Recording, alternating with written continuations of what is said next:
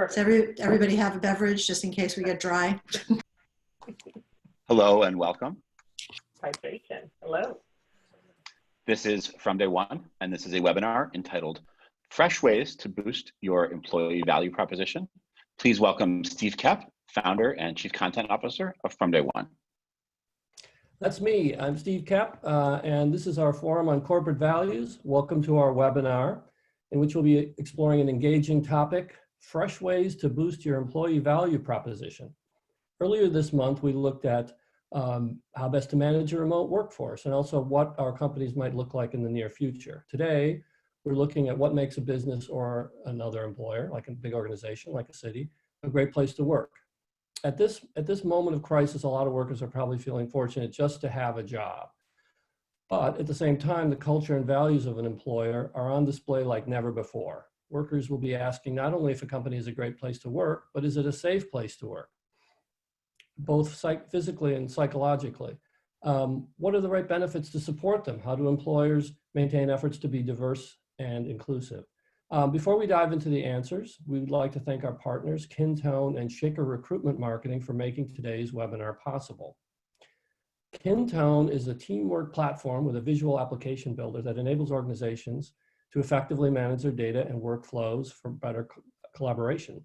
More than 14,000 companies and nonprofits worldwide have built and deployed over 1 million applications on Kintone. Shaker Recruitment Marketing is a full-service agency specializing in talent communications. Their dedicated teams provide clients a full suite of custom solutions to achieve their retention and hiring goals. The teams bring expertise in employee value proposition, employer branding, web design and development, programmatic advertising, search engine marketing, social media, and HR tech consulting.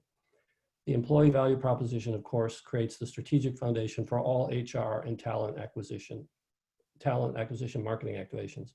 Now, a few quick logistical items. This webinar is being recorded and will be available on demand within 24 hours after the event using your registration email. You can watch for a written account of the conversation next week on our website at fromday1.co.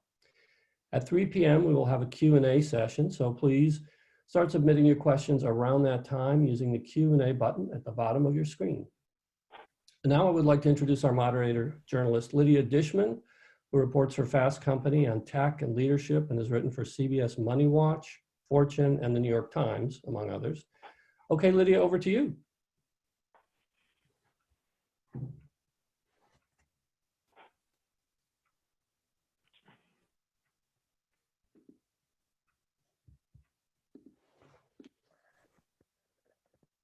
Can you hear me? We can hear you.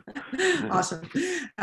See, I tell everybody, don't forget to unmute, and then I do it myself right at the outset. But I think that this is actually a really good illustration of some of the challenges and opportunities, shall we say, of working in this way now with these challenges during the coronavirus crisis. I think that it's been really interesting to see how companies are responding to an all remote workforce, how leaders are stepping up to those challenges, and how they are maintaining a culture that has been a very different animal when everyone's together. And now that everyone's working from home and having their coworkers, pets, children, spouses, various others around them. So I'd like to actually open up the floor to our panelists and have them briefly introduce themselves, tell about their work, and what their experience has been over the past couple of months now that their teams are working remotely. And most importantly, don't forget to put in a little bit about what you learned that surprised you about what satisfies employees during this time. Okay, so let's start with.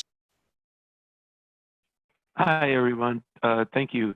I am from a managing director at JPMorgan Chase. I head the Office of Disability Inclusion. And this event has been very interesting to me because I never thought we'd face something like this in the 21st century. You know, we've always read about these pandemics years ago in the 1700s and 1600s. And yet again, here we are faced with them in the 21st century. What's been fascinating to me is that you had to be prepared for this kind of pandemic even before when you were in the new normal. This is the new normal, and we had to have our leadership skills. We had to have all our training, and as I thought about all that, this serves us well if we did all that well. So how do you manage in a pandemic crisis situation day to day?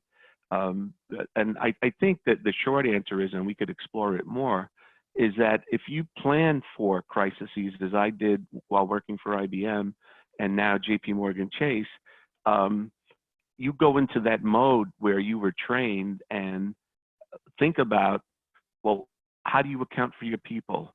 What's your deployment strategy? What's your technology look like? And for us as a bank, working from home is not common, but yet we've deployed most of our workforce at home, even though we have many bankers that are working at the bank now with the proper masks and guidance, but that all is working because of planning. So the point is, when you come into this thing, all of our businesses should have crisis communications plan, and then the leaders that can manage in the crisis communication. Interesting perspective. Let's toss it over to Karla and tell us about your experience the last couple of months and what you've learned that surprised you.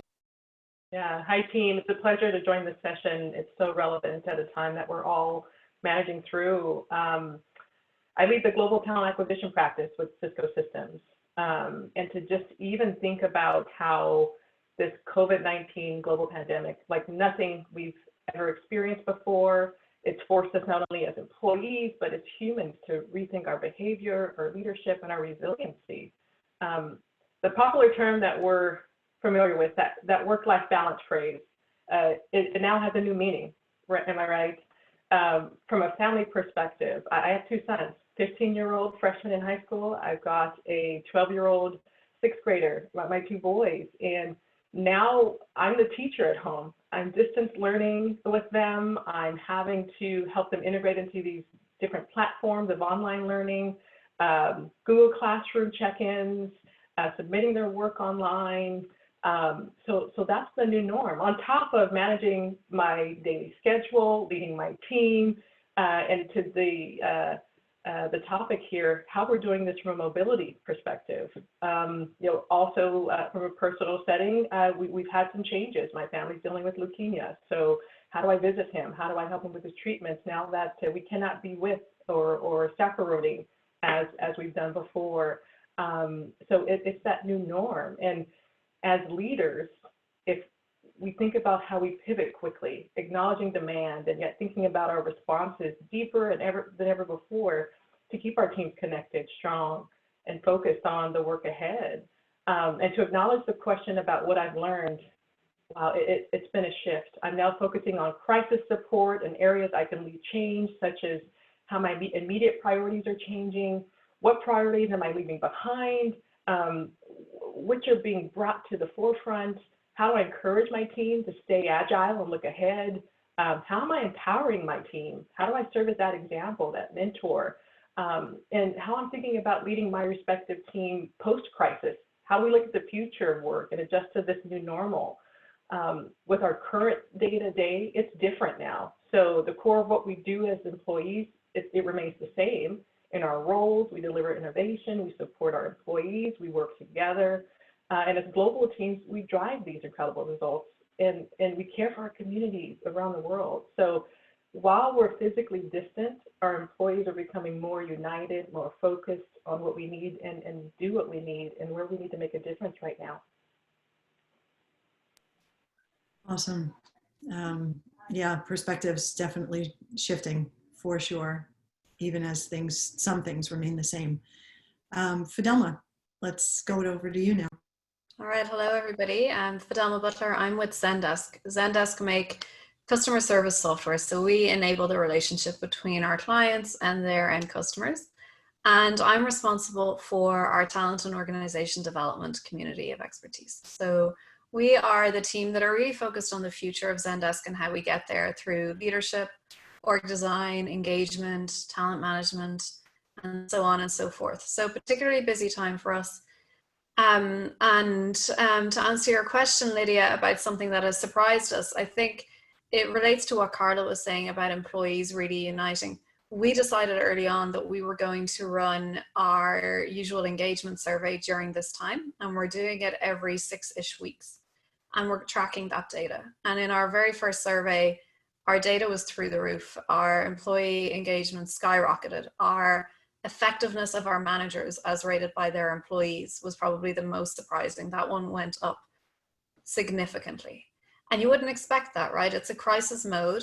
We've just moved an organization of 4,000 people in, I think, about 18 or so countries. And we've moved that organization now to be completely remote. And we're a very high touch organization in terms of relationships and spending time together. And yet we saw our employee engagement go up. And when I think about the causes behind that, I think of two things. I think of empathy. I think that there is a huge amount of empathy swirling around for people's personal situations. You know, we've all had the children come into the back of the frame, or, you know, we've had to give each other a bit of slack in terms of how we manage our day and when we actually get our work done. And the second thing I think is intentionality. So what I'm seeing from a number of leaders is they're being more intentional about the inclusivity that their employees are experiencing during this time. They're being more intentional about the communications and the employee experience that people are having, even though they are physically apart. To me, those are the biggest surprises, and they're also the things that we're most focused on.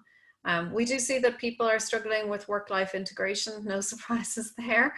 I'm definitely not a poster child for that myself. I have a little toddler here in a dual career couple and no childcare. So it's a little bit challenging in a small San Francisco apartment as well. But definitely that is a struggle, and we need to keep evolving that. And we need to keep evolving our learning and meeting people where they are. That was another key thing that we have learned during this time. I think it's interesting to hear how apparently in all three of your teams, people have sort of naturally stepped up and taken on these challenges. Would you say that the most intangible quality that you have there is the strength of the company culture? And if so, did you think about that when you hired these people, or did it just sort of naturally evolve? Anyone can jump in for that. Yeah, I'll go first. I think for us, we are very intentional in our hiring process. We are a company very focused on relationships and very focused on empathy. There are two of our values. A third one is about being humble but confident. So it is no coincidence that our people are displaying those behaviors in a time in which we need them to. Were we imagining when we hired all of those people that we would need them to do it in this scenario? Absolutely not. But also over the last few years, we've been very, very intentional about hiring at the more senior levels and bringing in leaders who have done it before. So for a classic tech startup, you tend to have a lot of managers who've grown with the organization and learned and developed in their role. And you do need to complement that with people who've been through multiple cycles of learning from other organizations around the world. So for us, those two things together have helped. Yeah, I'd like to chime in there. The onboarding experience has different meaning these days. So to what was just shared, we have an onboarding and integration plan, how we're hiring, how we're jumpstarting their engagement.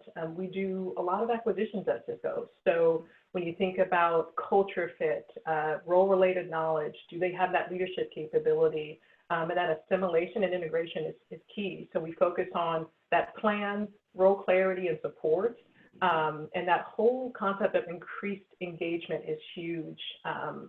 The whole essence of how someone is brought in to their particular team. Do we put the right support team around them? And now this whole onboarding from a virtual perspective, how we're provisioning, laptops? Where's the IT support? Can we have a buddy system from a virtual landscape, utilizing the coaches, the mentors around our individuals, and to ensure that there's a streamlined process overall, and those advantages for employees coming in. And same, that was mentioned, we're a very referral-based organization. So those key essences of how someone will thrive into our company, those critical onboarding variables are important to us. Jim, you want to go next? Sure. The culture at Chase is very rich, and I came from an IBM culture where, I think I had about 5 interviews when I was first hired at IBM. When I got to Chase, even before I got into the final cut, I had done about 16 interviews for a global job, and the diversity of the interviewers was incredible. I met men, women, managing directors, different levels of the organization, the high levels. And it was a very vetted process in terms of who you bring in and what do you do for the firm when you get there. And so I think culture is very important, and it also becomes the baseline for how a company operates. And so, I could have said, oh yeah, I was interviewed by all white men, and that would have been, we say, okay, no, but I was interviewed with a diverse group of people, male, females, and all shades in between. And you've got a feel for that. There was a cultural linkage among them all, but yet they were each very different. And how that works together globally is just fascinating. And I think that helps in times of crisis, because you really, once you have a culture that everyone could feel strongly about, you don't have to spend a lot of time explaining things. It's sort of second nature, right? And that's the beauty of that. Well, we keep saying this is unprecedented and we couldn't have anticipated it. It sounds like at all 3 of your organizations that inclusivity is a big piece of the corporate DNA. But how are you all specifically as leaders making sure that inclusivity is continuing? Because, we can say all we want about, hashtag alone together, but what does that look like in your own day-to-days? How are you making sure that people are feeling like they belong and that they're being heard? Oh, you want me to try? I can chime into that. Okay, yeah. So first of all, I think you identified a key area that even for me in a larger enterprise setting, it's a challenging concept, that word inclusivity. And even from an executive perspective, we have a committed pledge to parity.org, is to ensure that we have for every interview panel, at least one diverse representative, particularly female. We challenge that because we do a great job of hiring at the leadership level from a diversity perspective of gender, and we challenge that to extend it to ethnicity and promotional velocity. So when you think about someone's career journey, and we have this concept, one Cisco, many careers, we do afford the internal forums. We have something that's called a talent expo. So encouraging all of our employees to think about their career journey within Cisco, within our company, rather than thinking, well, I'm not gaining what I should have from skills, capabilities, exposure to other areas. I want to chime in on that a little bit more. And we encourage our leaders to have that open mindset. And we've started this concept of career journeys and having our leaders tell their own stories, their upbringings, their full spectrum of life opportunities. And I think that's actually encouraged our employees to think differently about, well, here's what I do today, but if I look at my development plan, where does that take me? And have that continued commitment to our employees. There's one other aspect I'd like to add to that with regard to just the resources and development plans. We're offering that to our employees, especially through the COVID pandemic right now, self-help guides, quick start offerings for virtual education, tips for remote working. I know me as a remote worker, this is the norm for me. I travel increasingly. Our headquarters is in San Jose, California. I live about 2 hours away. So I'm in the office maybe once every 2 weeks. And now that this has changed, it's not a big essence of differentiation. But we have those concepts for our workers that are just accustomed to their daily routine of coming into the office. And we have this tagline is encouraging work anywhere, from any device, at any dimension in your environment. From the IT help to temporary, what we call field hospitals, to navigate those through certain situations that our employees are facing. And now we're offering online learning platforms through this transition of how we differentiate our learnings. So more learning opportunities so they can continue to build and enhance their skills and advance their careers within Cisco. Fidelma, you want to take it? Sure. So an area of inclusivity that has really proven valuable for us has been around Slack videos. So really helpful. Our executive team have been posting from their dining room, from their home office, from their basement, and talking about their experience of working from home. And at the end of last week, I noticed a sales manager, newish to the company, not particularly senior, but really great guy, just decided to post his story. And you can see more and more of that sort of thing happening. And that's really proving value for us as to kind of bringing everybody together and giving people that forum. Our diversity, equity, and inclusion team started last week running what they're calling empathy circles. So we know that there are particular cohorts of employees that are disproportionately impacted by COVID-19. So, you know, our company, like all of your companies, is a microcosm of wider society. And COVID-19 is impacting people inequitably. So they gathered groups of employees together to talk about the impact on that person's community. And they're going to be widening that and taking that even further. And just giving people that space to talk about the experiences that they are feeling inside and outside of work for them and for their families. Another thing that we're really focused on is learning. So my teams are responsible for all of our learning and development. And that's been really useful for us. We've learned that we needed to pivot our approach. Early on, we stood up remote working pathways in the lab, which is our online learning platform. And people responded with, I hear it's great and it's on my to-do list, but what they needed were real-time tips and tricks. So we've pivoted to that as well. But our other aspects are really all around different leaves that people might need in order to manage what we're going through, and other resources. So we gave everybody a wellness allowance at the start of the crisis to spend on what they needed to spend it on in order to be able to continue to bring their whole selves to work. So there are a few things that we're taking steps in. All good tools, definitely. Jim, you had talked to us all earlier about accessibility and how certain of the employees needed to have accommodations for working from home. Do you want to talk a little bit about that in terms of inclusivity?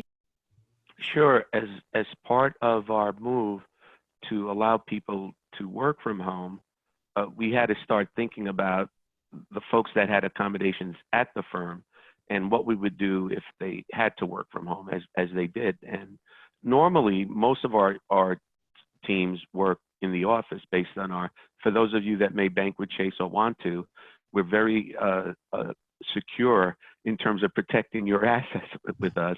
And it's not, it's not an easy thing to say, I want to work from home and manage your wealth asset management account, right? So they were very cautious about this. What I was very surprised at, when the first week I was home due to the crisis, my login time was normal, but it wasn't fast. We had to go through some bumps in the road, as everyone does working from home. By the second week, my access time to the bank was like I was working at the bank. They turned all their MIPS, as we call them at IBM, to a remote workforce worldwide, and my response time is excellent. So, and I hope that's still working while we keep talking here. Otherwise, I'd be a liar. But the point is, everybody moved in the right direction at the right time.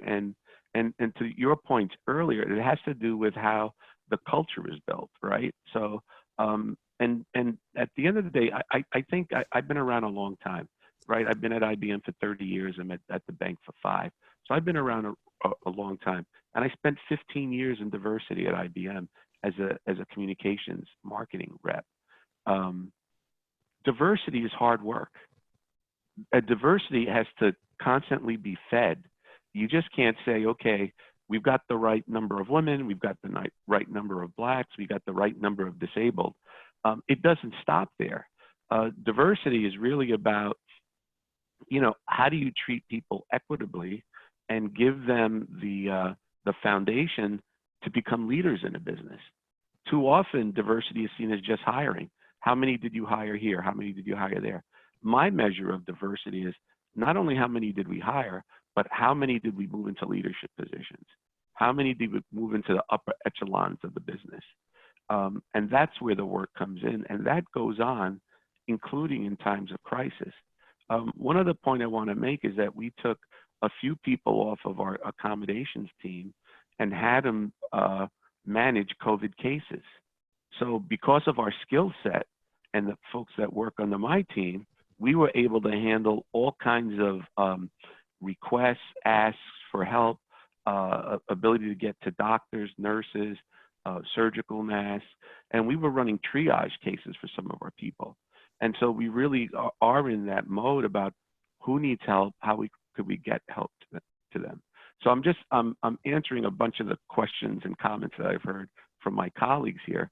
But yeah, everybody's on a full court press. And again, diversity is never going to be easy. I don't think we'll get to the point where we could wake up and say, we nail this. It takes constant work. Inclusion definitely is an ongoing process, regardless of how good the culture is.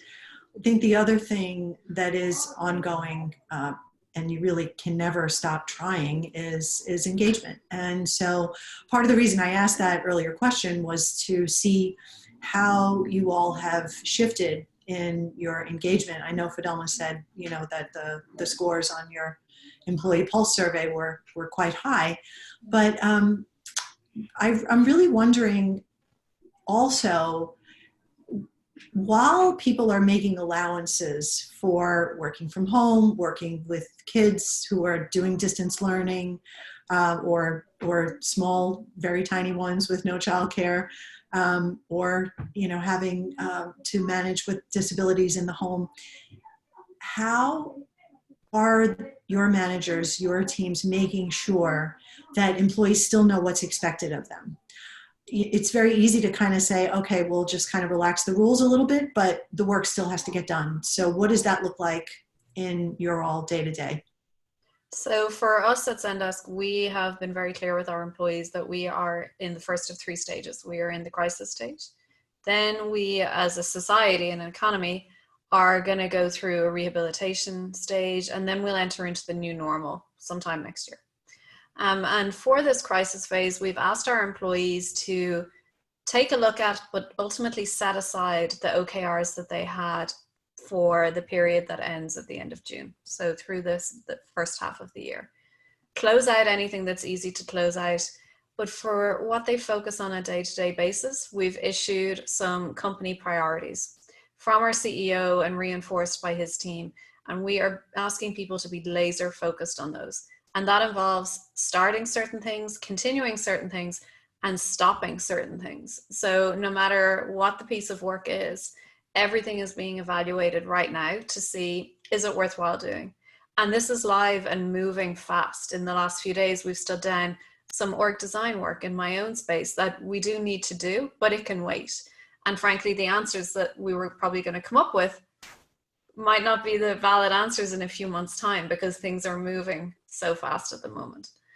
So really, it's been around giving people those priorities and asking them and trusting them to make decisions on a day-to-day basis with the guidance of their leaders on where they spend their time, and giving them the freedom to stop working on certain things. Time in there. Within the infrastructure that we deliver with Cisco systems, our big focus to move things forward is on our customers and our partners. So as employees, we're having weekly check-ins, is what we call it, weekly company check-ins with our CEO, Chuck Robbins.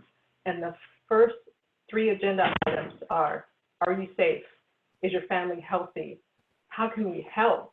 We have our Cisco doctors on the call. They're talking about ways to work through this pandemic, Q&A, what to be aware of. We have company-wide globally statistics on even who has been transmitted the disease within our company. But it's all about mindfulness and thinking about ourselves first and foremost. From a fiscal closure perspective, our fiscal year, we're in the midst of that now. It actually starts next week. We're closing out through Q3, and it runs through the end of July. So to what you just shared, Fidelma, it's all about how do we successfully close business for our partners, our customers. Let's focus on their outcomes. Let's ensure that we're aligned with their customer business strategies. And it's a crucial point in time because we also have to be cognizant of what our customers are moving to as well. There's a huge segment based on a particular just open pass down to share with our employees that we value your work ethic. Even if you're transitioning to a work from home environment, we want you to feel as though you have everything you need and the tools to succeed to close out this fiscal year. So that sense of accomplishment, that gratitude, that recognition is always there. And I think in an environment like this, when you're considering the elements of what our employees are working through, it's great to see the messaging that it's coming through that directly. And with our meeting pass downs, we've switched from those top of mind roundtable hot topics, hot items to more of let's talk about your pets. Let's bring your family into the conversation. I know with my team particularly, we're doing what we call a virtual social hour because we've got to get our employees to think not only differently about the way they work, but how we can close our businesses and our partnerships moving forward.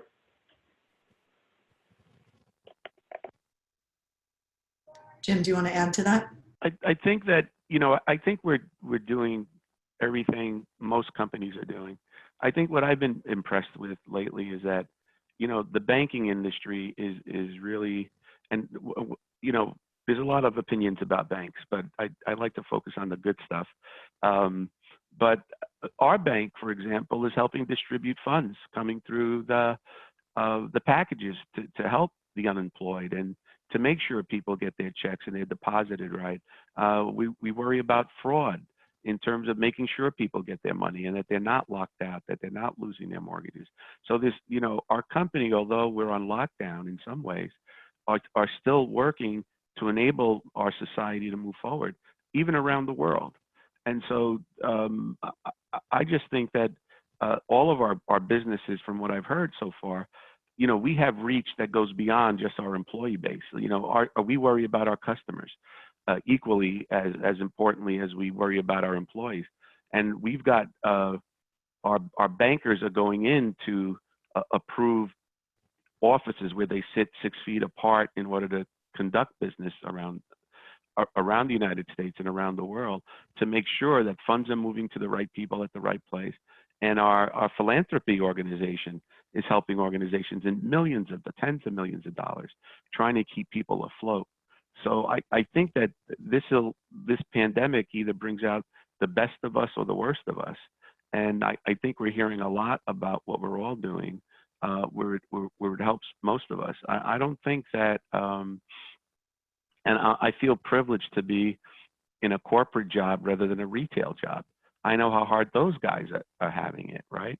And we try to frequent the, ordering out from our favorite restaurants to keep them afloat. Besides the fact that they have good food, but there are other things we can do to sustain our folks in our communities that may be struggling. And well, but I'm wondering specifically about your team and your immediate work group. Are you feeling like they're empowered to meet their goals? Are you doing more check-ins than usual? or is everybody just, wound up and ready to go on their own? No, they're not. I think you as a leader, I found that we talked about this last time. You have to be. I check in with all my folks. I check in with all my teams, and we found. I think we're innovative, as I mentioned. We took our accommodations process and mirrored it to something else that we needed as we help with the COVID cases. If they need something, if they have to get to a doctor, we'll check on that. We deliver accommodations at home, from screen readers to computers to sending out technologists to get somebody up and running because they're doing critical work. So I think that what do they say? They're all hands on deck to try to get this thing done right, and it includes our team. Matter of fact, my team was pulled away for certain things to help the business do different things, which I'm honored to do. It means that we have some utility here. And the idea is just to be open and don't be afraid to tackle anything that's thrown at. In these days, if you're a manager of, say automobiles, it doesn't mean you can't manage something else, because that skill set is transferable. For sure. And I think that, while we're talking about pivoting and being flexible, from my personal experience, and, Karla, you echoed this as well, we have worked remotely for a while, so not all of this is new. Certainly homeschooling children, added layer of complexity there.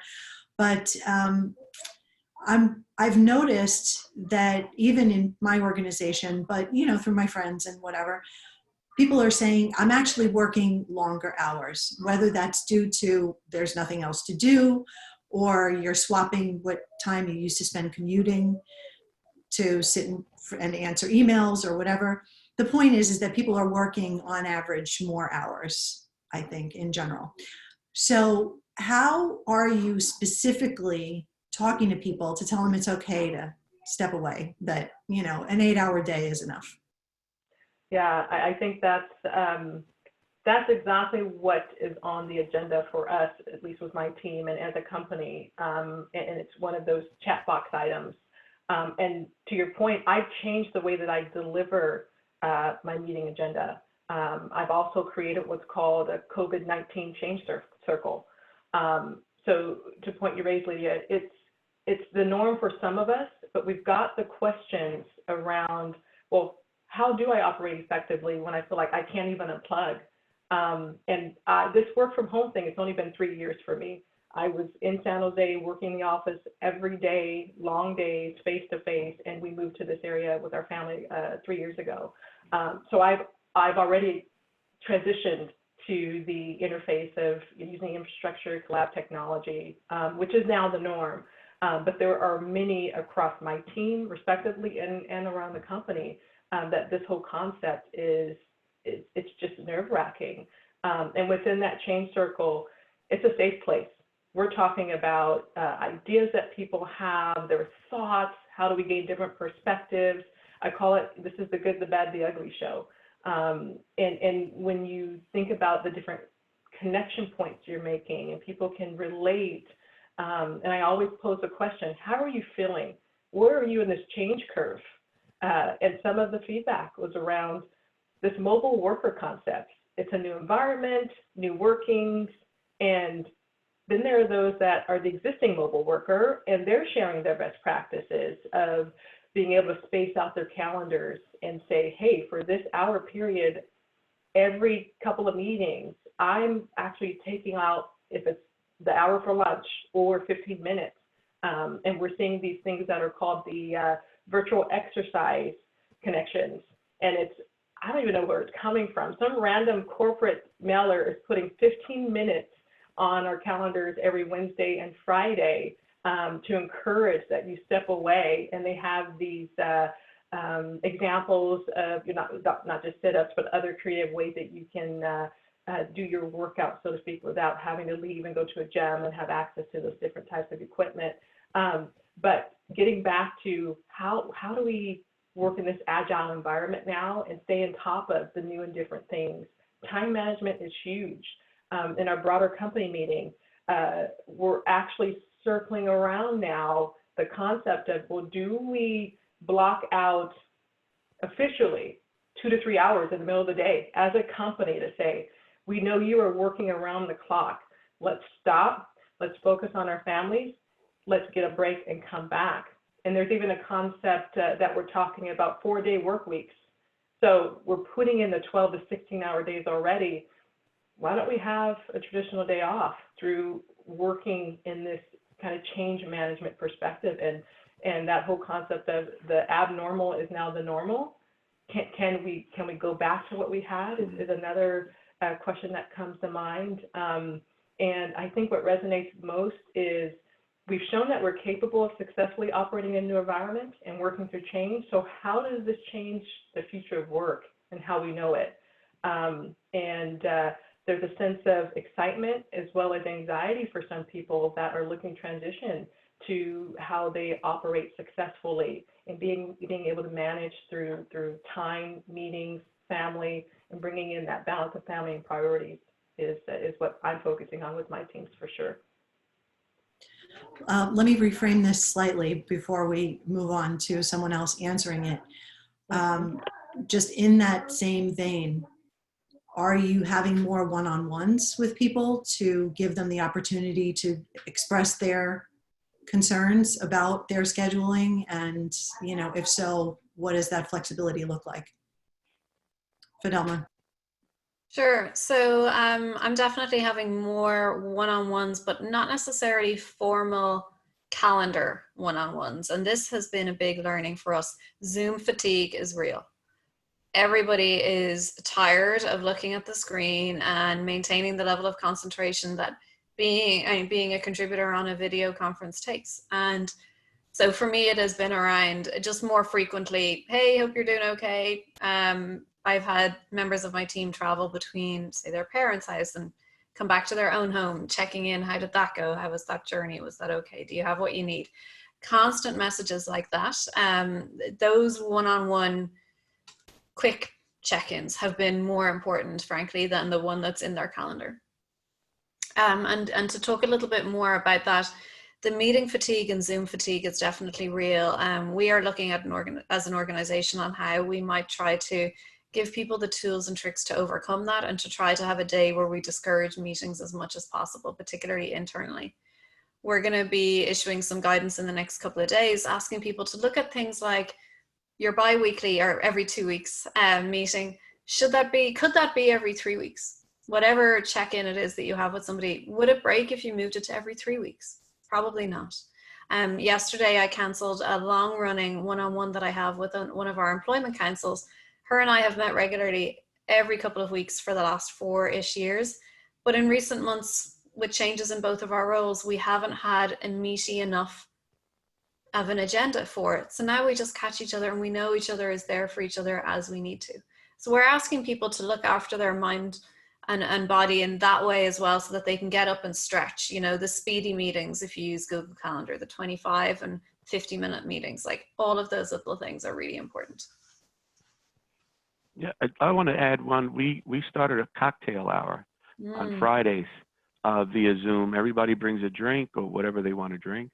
And we've gotten as much as 30 people coming in at the end of the day and just chit-chatting. And we ended up taking time to say, you know, what's your favorite funny hat? And take pictures. I mean, things like that. So I think I think it's a wonderful way to connect. As a guy that's mobility impaired, it's hard for me to stand at a bar, you know, with ease, but I've done it. But the point is, you're inclusive with technology. And one of my favorite quotes about technology and the disabled is, technology is the great equalizer for people with disabilities. And so you find that you could do more with technology than you could ever could before. And people show up at these things. It started at like 15 people. And last week we had almost 30 people on the cocktail hour. So we're all finding ways to do it. And I don't think we have to prescribe stuff. I think we've got to let our employees kind of help us on their way and say, let's do this. Because we find that we're having a few coffee clutches that people just do on their own. And, you know, it's not that we don't allow it or allow it, they do it and it works. And I think that's the kind of environment you want to have for your employees. Absolutely.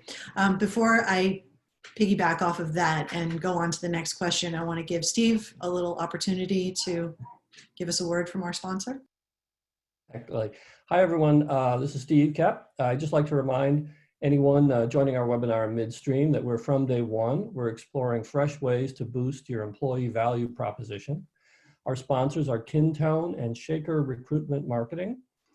In fact, Dave Landa, who is CEO of Kintone, will be joining us as a panelist for next week's webinar, which is focused on managing employees in terms of their health and well-being during uncertain times.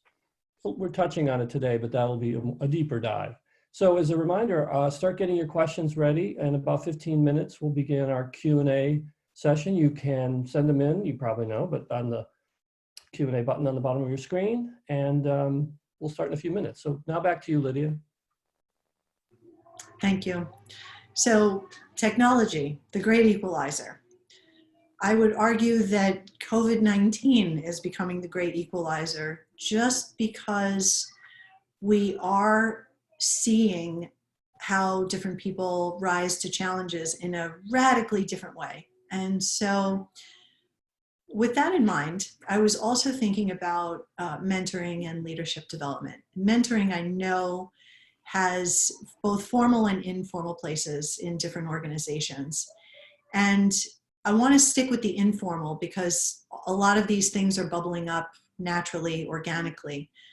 What are you noticing and what are you encouraging for people to connect with each other and help each other along? I mean, it could be peer-to-peer mentoring as well. Tell me what you're seeing among your teams. Yeah, I'll start with this one. So we've learned that people don't have the time or the appetite for traditional large-scale learning experiences, whether that's online or in the classroom. So we have had to pivot, as I said earlier, to providing much more bite-sized chunks for people. So that has been a big learning for us. You know, we produced all this wonderful content and 2/3 of our organization said, oh, I've been meaning to get to that, but I haven't gotten to it yet. So we're now taking that content and repositioning it. A second thing that we're doing is we're pivoting our leadership experiences to be online. So we do have some in-person training programs where we fly in leaders from all around the world to work with UC Berkeley. And we're looking at how we adjust for that, how we make that an online experience and yet still bring together that cohort to be a community of emerging leaders at Zendesk. So we're having conversations around that right now. And then the third thing I would say is that we've got some additional skills that we're trying to inculcate. So leading people through a time of crisis requires different skills, resilience, a greater focus on inclusivity, and a different level of empathy, as I said earlier. So we're trying to tackle those questions as well. For new hires, then, they are going through a completely different onboarding experience. A huge part of our onboarding was coming on site at whatever hub was in your region. So that could be Dublin, or that could be San Francisco or Singapore or Melbourne. And you would go out and volunteer, which is something that's very important at Zendesk. So we spend a lot of time in the community. You would spend time in our offices, getting to know people face to face, eating together. All of that has gone out the window, and yet you now onboard like this. And yet we still need to stand that up in a way that people have access to that community and have mentors and partners and people that they can go to. So look, we're learning and pivoting all the time, but those are the sorts of challenges that we're trying to solve for in that space. Someone else on mentoring informally? Yes, absolutely. And Fidelma, I think exactly what you just shared is part of our priority work as well, is ensuring that we have that digital platform for our learning. And we went through this, I would say, transition of what we call the new era of work. So as leaders, we must reimagine how we think and work. And from a mentorship perspective, we've got two verticals: the mentorship. We've got executive sponsors and that traditional pathway to mentor, to sponsor individuals on their pathway forward. But we also have the concept of skilling and reskilling. As I alluded to in an earlier response, we want our employees to know that they have a path of career within our company. We don't want them to feel as though they're not gaining what they need from a capabilities perspective or exposed to the right types of teams we're creating these, I call tiger groups, called dynamic teams, to allow our employees to not only shadow, but get a sense of possibly a stretch assignment or something official where they're saying, hey, I've had a glimpse into this world of L&D. I would love to learn more about how I can explore that. So not necessarily leaving their original job, but also having the opportunity to kind of stretch and expand their learnings. We also follow a guideline that is called Transforming Work and Innovation. And that's through our learning platforms. We're having the online editions as well. We're doing bite-sized micro-learnings is what we call them. And one specifically is Leader Learning Lab. So we call it the 3 Ls. And we have specific concepts. One's on performance. I was heavily involved in one called Hiring at Cisco. So how we're training our leaders and individual contributors that are accessing this type of new normality of interviewing, a more structured process. What questions do you ask? How do I hold myself accountable as a talent magnet? And even that concept of traditional hiring and passive hiring. So keying on some of those best practices, but it's a learning platform that isn't that 3.5-hour half-day setting in person, and it's more interactive. You've got sets of groups where you can have discussions and event scenarios. And that's been actually well received because it's more of a just-in-time where you register and not have to worry about building up to a specific date to have that in a in-person setting. We're also looking at how we digitize those elements of HR with an underlying focus on defining conscious culture. And we call that more a force of change. So technology, digitization, agility, flexibility, those demographics of that, and this whole essence of a liquid workforce is what we're looking to follow through with.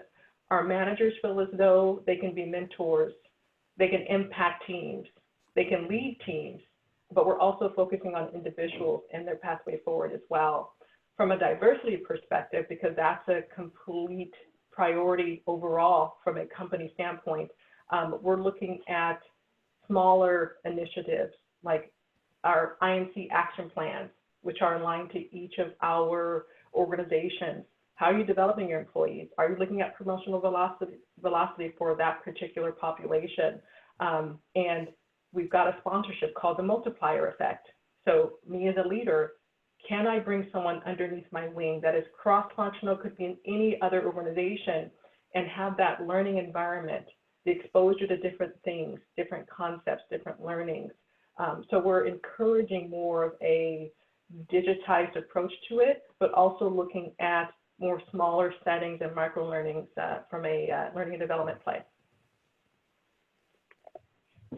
I think at our bank, we have annual training for about 7 courses, and it runs the span from protecting assets, things like compliance, money laundering. We get grilled on everything banking to protect our base, our customers, etc., which is good. Everyone takes them, and that's done annually, and they're changed every year. The second thing is we do have a diversity and disability inclusion education programs that we push out, but they're not mandatory. If we make everything mandatory, no one will take the courses, right? So I think— Are these, let me just ask you, are these still ongoing now that everyone is working remotely? Yes. Like these diversity and inclusion? Yep. Everything's virtual. Technology is king for this, and it's great. Good reminders, and at the end of each course, I'm sure, as my colleagues have just described, you're tested. If you fail, you got to take it again, right? And then people know when you fail, and 10 people walk into your room and say, Jim, what are you doing? Are you sleeping again? That kind of thing. But the idea is that it's a good responsibility. I wanted to make one point about mentoring. And what I've found over the years, I've had a lot of people come to me, disabled or able-bodied, and say, Jim, I'd like a mentor. And I usually agree, but I found out that if the mentee doesn't take the initiative, the relationship won't work. And so I end up, at the beginning of the year, having 5 people ask, and 1 or 2 people may remain. And I've had one person that remained with me for 5 years because the mentoring relationship is work. But that person gets on my calendar. I make my time available. And so you just have to engage. I find too often in corporate, we all talk about our programs, but and you have a laundry list of things, but do they work? Do the parties involved make it work? And, you know, with my one or two mentees with long-term relationships, I've gotten to know them personally.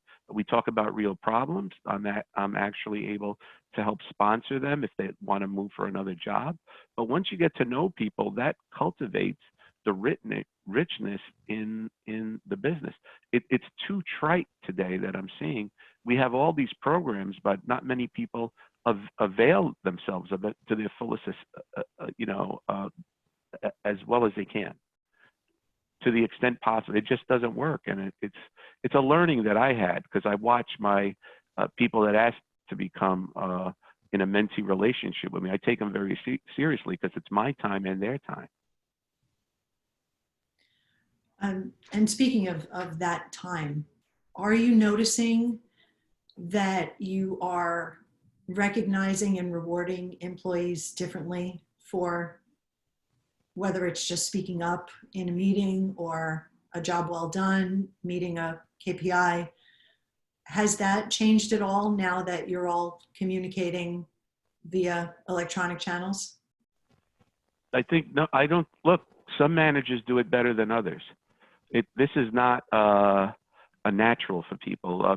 You know, I've worked with managers that can't say thank you to an employee for whatever reason. I've seen it in my 30+ year history. The idea is you really got to put yourself out there. The question you asked earlier, I talk to my employees daily, and I just don't talk about work. How are you doing at home? What you know, how's it going? How are the kids? How's your mom? I have an employee that has a relative with COVID. And so you spend time doing that as well. But it's not just doing in the time of crisis. Do you do it all the time? That's the key.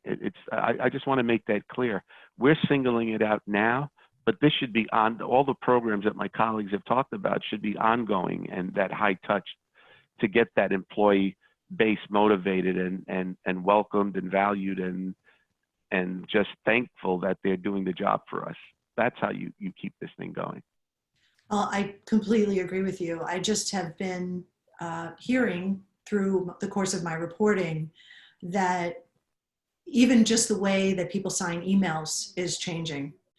So there is a little bit more mindfulness, it feels like, in these communications, so that's why I started with a mentoring relationship, because I think that those can develop very organically, and recognition and reward is also appearing to develop organically. So are you noticing, like in your Slack communications or on your Zoom fatigued calls, if there's more mindfulness of saying, thanks for doing this, or, I really appreciate that you're going to take this other thing on?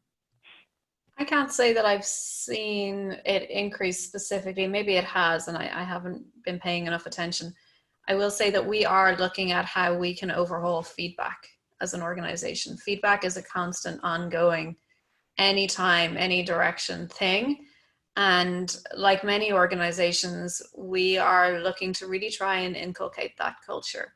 We are thinking about how do we approach feedback? How do we stand down a formal feedback cycle where you have to do your self-review and then you have to review others and then you get your feedback? How do we pivot that sort of an approach? Because that's not what's needed during crisis and rehabilitation time. And how do we move towards something that gives you feedback for a job well done, or for some areas that you need to develop in real time as you do it, from the people you work with, from the people you report to, the people who report to you. So those are the things that we're looking at right now. And we're also looking at a recognition platform and perhaps launching that later in the year to formalize that. Chime in there. One thing for me, knowing that I do have a personal connection to others that have been fighting through what's going on. I'm a more transparent leader in our calls. As I mentioned about the agenda items, I spend the first 5 minutes just talking about the team. In my one-on-ones, I always have weekly check-ins. And to what you shared, Jim, I'm accessible. My virtual door is open. They can ping me through our company chat.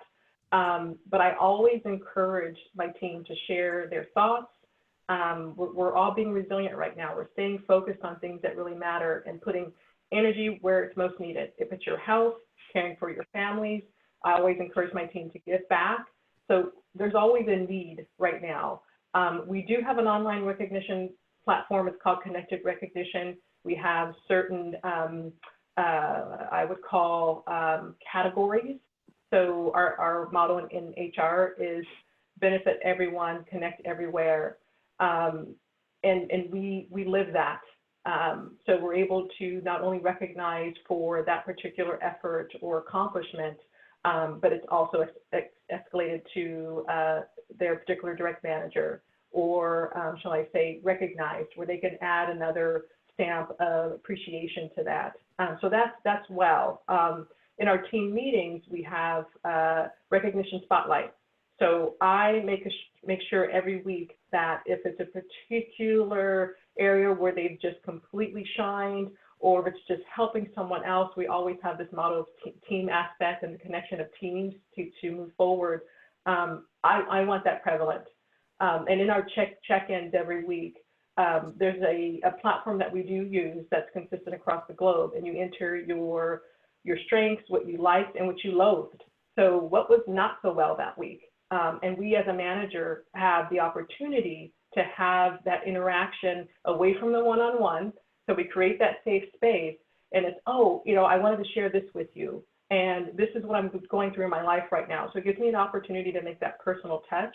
And again, not only align with what they're going through and what resonates from a personal perspective, but give them that uplift and that recognition and some guidance on where they can go to fill that balance and that free space. One quick point on that, though, the thing that managers today seem to miss, we always manage systemically. Like, what are the rules for a manager to engage? So I found, for example, given the crisis, I decided to put my personal home office number on my email. Instead of, that tells my employees, you could call me here, or my clients, you could call me at home. And yeah, you should have a quiet place to do that. You don't want people calling your personal number, but it wasn't my cell phone. But the point is, we've got to come across as humane to our folks instead of Joe or Mary manager, right? Like, will they trust you? If you've got the trust, that compact between you and an employee, you will garner more work power and more trust from your employee than just sticking to the formal thing. And too often, our managers stick behind the manager rules, basically. And again, when it comes to mentoring people, that's a formal relationship, but it also becomes personal as you help someone try to advance their careers through the business. So you've got to find ways to have that personal touch. I found that works, especially in my condition, where they could start seeing me as human and not a disabled person. And after a while, people will walk up and try to shake my hand when I can't open my hand because they forget. And that's what you want to do. So as managers, I recommend that people rethink their personal commitment to people formally. I'm not saying go overboard and fawn over people, but sometimes that helps other people in times of crisis like this. Well, I want to make sure that we have enough time to get to the Q&A. A lot of people submitted questions, so we may not get to all of them, but we'll do the best we can. And I'd like to start with what I think is a really important question on everyone's mind. Are any of your companies considering extending flexibility to work from home after all this is over? Or have any already decided to do that partially where it wasn't before? So yes, we've been asked this in our last 2 company town halls, which we're now doing every 2 weeks. And I answered a big yes in the last one. We don't know what the answers to that question will look like just yet, but we've got to be open to it. We went from the start of the year moving towards desk sharing. So where we had, 1.3 people sharing a desk, and people would put their belongings in the central lockers, and choose a new desk each day. And we went from looking at a program like that to now having 4,000 people working at home. So what does that look like when they come back? Do we, do all 4,000 people actually even come back and physically sit in an office 5 days of a week? What does that look like? If they do come back, do they have an assigned desk? There are so many opportunities that this affords us. And I think it's going to be exciting to try to figure that out over the next few months. Yeah, with Cisco, working from home is the norm. This is an option that you have coming into the company, but there are others that feel as though they want to have that on-site setting, the desk, the office to venture into, and of course our executive staff, they're in the office every day. But when we do hire, that is one of the benefits of that agile work environment is what we offer from day one. But there's something to say about when you don't have that option. So as a company, similar to what you just shared, Fidelma, we had that series of New York office is closed. Oh, now San Francisco office is closed. Well, we're mandating everything in terms of our inner operations and site facilities to close down. So you're mandated to work from home. Your badge will still work, but you see signage everywhere that says, as you see in the restaurants, do you have symptoms? If so, don't enter the building. And it's a different feeling for some. So I do feel as though this is going to be more of a normality moving forward. But even thinking about different industries, my brother-in-law works at a hospital. So he's an X-ray tech. He has to venture into the office every day. So the aspect of the reality of working from home will never be an option for him. Yes, you can have some virtual team meetings if you need to, but the essence of your work is essential to what's going on in the world. And I also have someone that's made the complete shift from being in healthcare insurance, that office setting, being able to make those bookings and logins in the office. And that was never even an identity. And now, similar to what you shared, Jim, she's able to log into her computer. She has a baby at home, a 3-year-old at home, and she says, I'm thinking this is going to be the new future of work, and maybe we can start with Mondays and Fridays moving forward. And she's a manager. But that is just a requirement for that particular population in that company to go into the office, and this is going to change the norm in how they interact, connect, and have productivity across the globe. Yeah. I want to go to the next question. I want to make sure that we have time to get to as many as possible because we have 10 of them, and we're definitely not going to get to all of them. So are you starting to find that employees who may have not been rock stars are shining during this time of crisis due to strengths that they have that others who are good under normal circumstances don't have in times of crisis? In other words, are you becoming more cognizant of everyone's strengths and finding new respect for how individuals work differently? So I've looked at some data on this. I can't say that I've seen that there are surprising rock stars. So we've correlated some of our employee engagement data over time. What we've seen is that a person who leads an engaged team, and that can be for many reasons, not just that person, that tends to be consistent. Also, people who maybe, were struggling with their sales quota or were finding something difficult, that's exasperated for them under these circumstances. People who need the support around them that they were getting with face-to-face interaction. So I'm seeing the corollary of that question come true. I am seeing people step up, definitely anecdotally, with qualitative examples of how people are surprising us. I mentioned that person earlier, posting their own Slack video talking about what they're doing. So there are some really good examples of that. I can't say that I've seen it systemically in the data yet. Yeah, I don't think it's going to. I think it's a current state. You'll see heroes and you'll see people that fall. I don't think we could say with any degree of certainty that it's any better than before. I think technology is better. I think we have more ability to work better and what's the word? Compellingly. It's, I think even showing here, we're not together in a room, but we're communicating, great ideas and and solutions, but human nature is what it is, right? So you'll have people that'll step up and some people that won't, and some people that, you know, have more stress in times like this and can't perform as well. So I think that's never going to be an either or. It's always going to be a mix. We have a few questions about benefits, and so I'm going to sort of lump these all together and put it under the general question of, are any of your organizations thinking about changing benefits, but specifically with regards to flexible time and also mental health and well-being? So I'll start with that one. Yeah, we look at our self-care of our employees in 3 ways. So resources, leaves, and learning. So certainly with leaves, we are looking at different things. We're looking at what sort of job protected leaves we can offer people all around the world. We're looking at, there is sick leave in San Francisco for school closures. We're looking at how would we, if we wanted to try to extend that, could we, even if we wanted to. So we're investigating those things right now in terms of leaves. Because of my office, we have a great mental health program. And I think I mentioned in the pre-briefing, if this is not gauche to say what we talked about in the pre-briefing, but we've got about 250,000 employees at the firm. And when we write about mental health, we've had over the last year, 300,000 reads.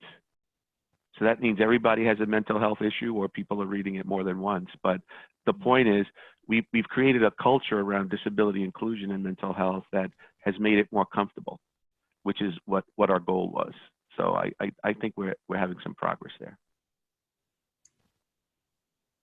Yeah, I would agree. Short answer, exactly aligned to what was shared about revisiting our benefits wholeheartedly from different phases of your life. Mental health has been a tremendous focus for our employees, and we're creating these specific access points for health and well-being, just specific tips where they can prepare and protect themselves, their families, really encouraging, focusing on the whole you, the whole self. We talked about so being mobile and being transparent and knowing that we've got families, pets, extended members that we're having to juggle within the walls that we're confined in right now, being sheltered in place. So I am seeing that we're being able to develop those that are more customizable and catered and more forgiving for our employees. And we've got a 75,000 employee base, add to that another 75,000 on the contractual side. So something that's consistent and a global messaging is key for us right now. Slightly related to benefits, there's another question about how each of you are ensuring that your employees have ergonomically correct workstations or any other ways you are mitigating the risk of workers' comp claims.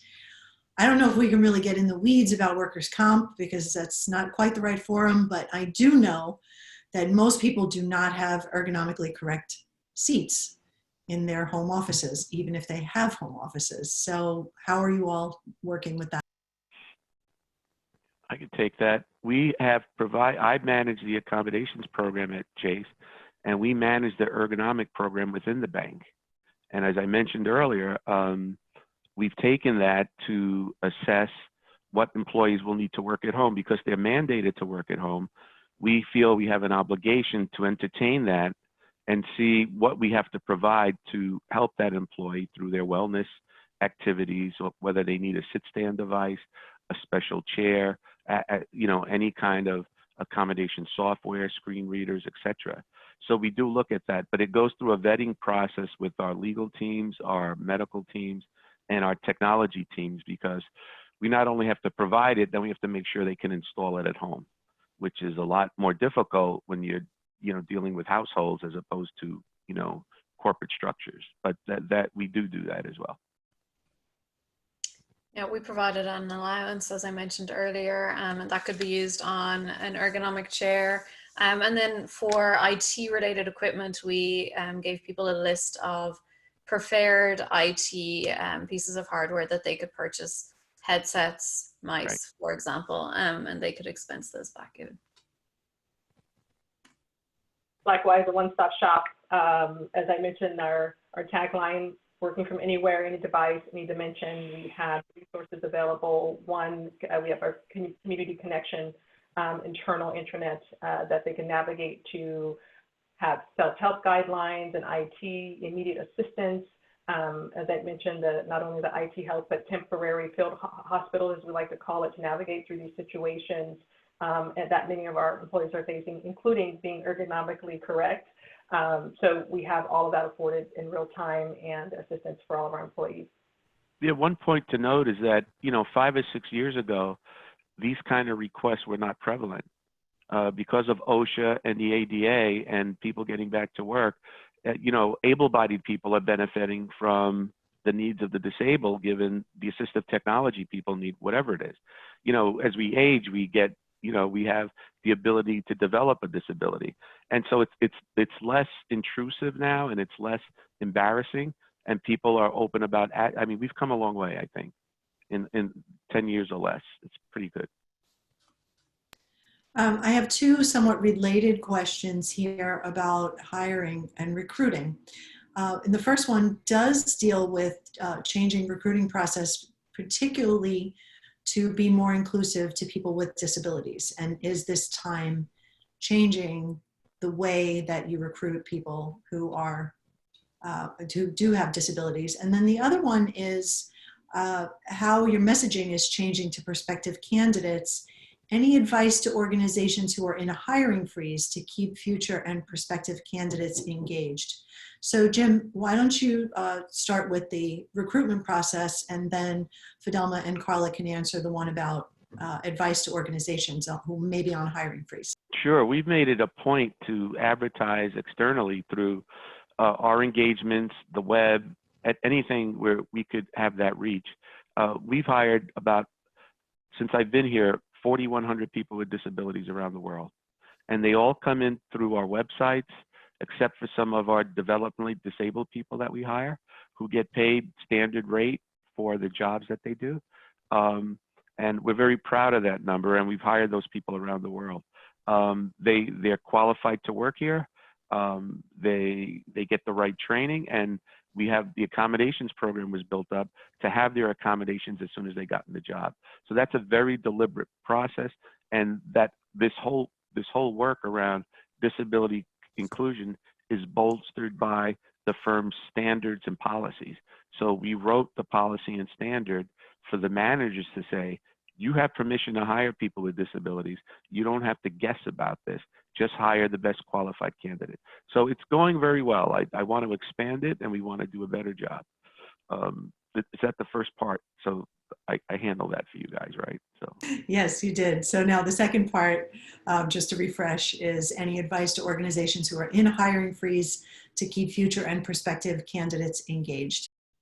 So I think the first thing, and I learned this in a previous organization when we had a hiring freeze, was to be careful with that language. So when you say you have a hiring freeze, it's very hard for people to know when are you unfreezing. And what you want is that they will continue to consider your organization and effectively wait. So come up with the language that is most appropriate to you, but I would encourage people to think about words like, oh, it's a Q2 pause, or it's a pause through X month. And also think about what roles are evergreen. So if you know that you always struggle with software engineers, keep sourcing, keep talking, keep having the conversations. When you say hiring freeze, do you mean stopping all interviewing, all conversations? I would recommend that you don't, because from my experience, it's too hard to turn everything back on.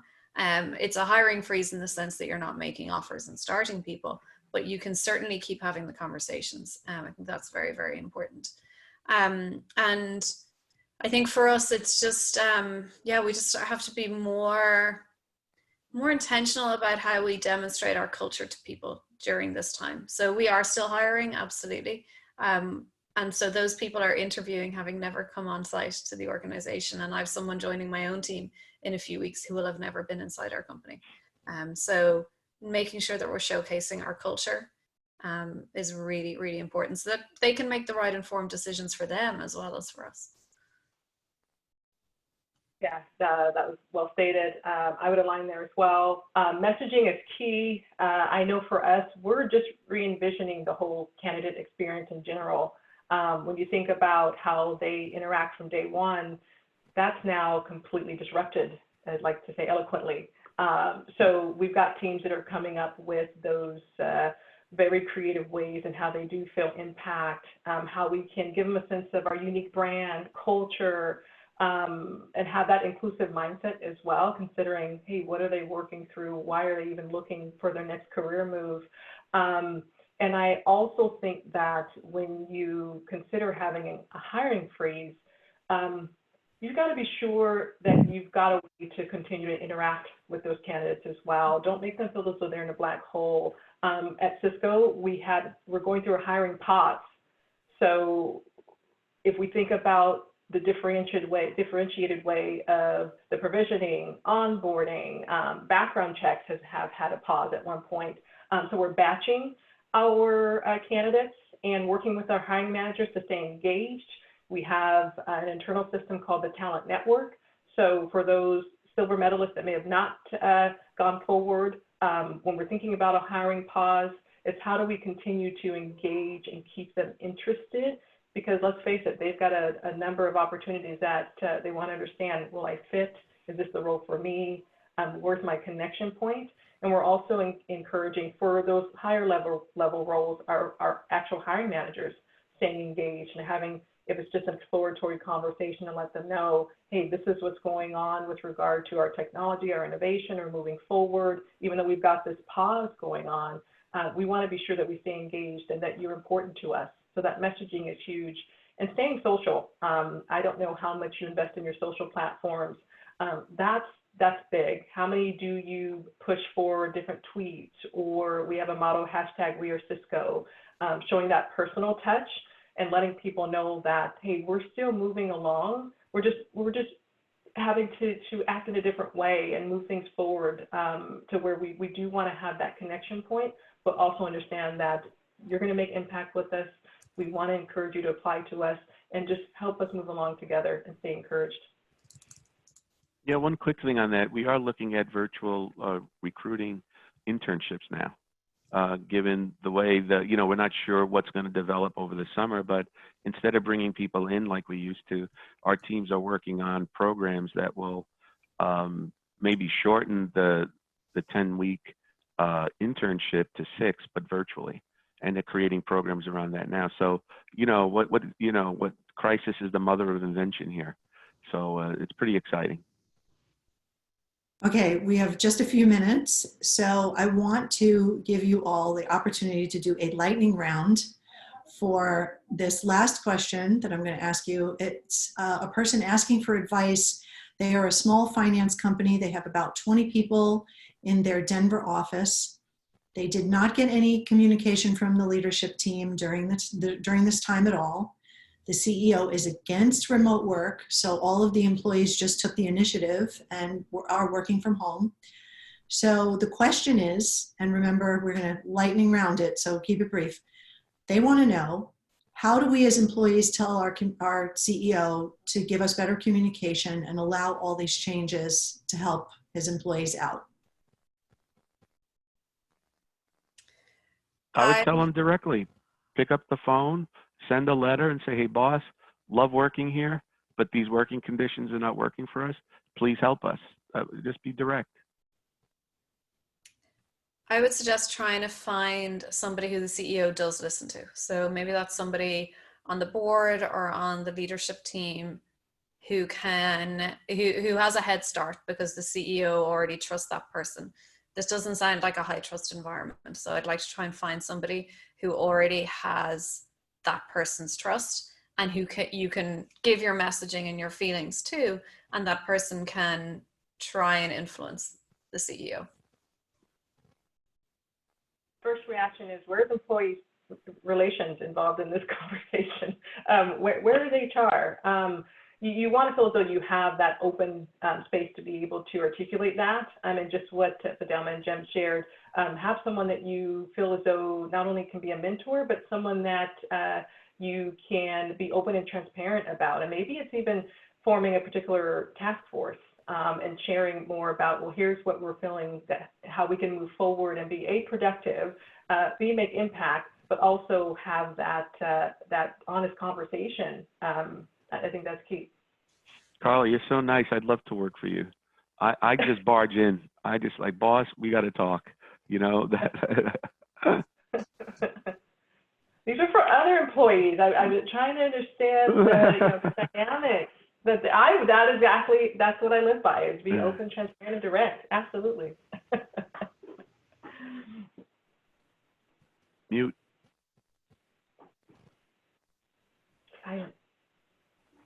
Lydia's on mute. She's on mute, yeah. I can't do sign language. We got to help her. No, I got you. I got you. Oh my goodness. You know, all this time my cat has not showed you her butt, but I have forgotten to unmute my line. So, you know, you 6 of one, half dozen of another. So with that, we're going to have to wrap it up. So I'm going to turn it back over to Steve and he'll take us out. Thanks, Lydia, Fidelma, Karla, Jim. You were wonderful. Really appreciate it. That was a great conversation. Thanks again to Kintone and Shaker Recruitment Marketing, our sponsors, and to all of you for participating. You not only asked really good questions, but you gave us ideas for other webinars. We took notes. So thanks again. If you'd like to join us for these events, you can head to our website at fromday1.co and check out more of our upcoming webinars. Thanks again. Thank you all. Have a good day. Bye. Thanks so much. This concludes the webinar. Please join us next week at the same time for how to manage employee health and well-being during stressful times. Thanks, everyone.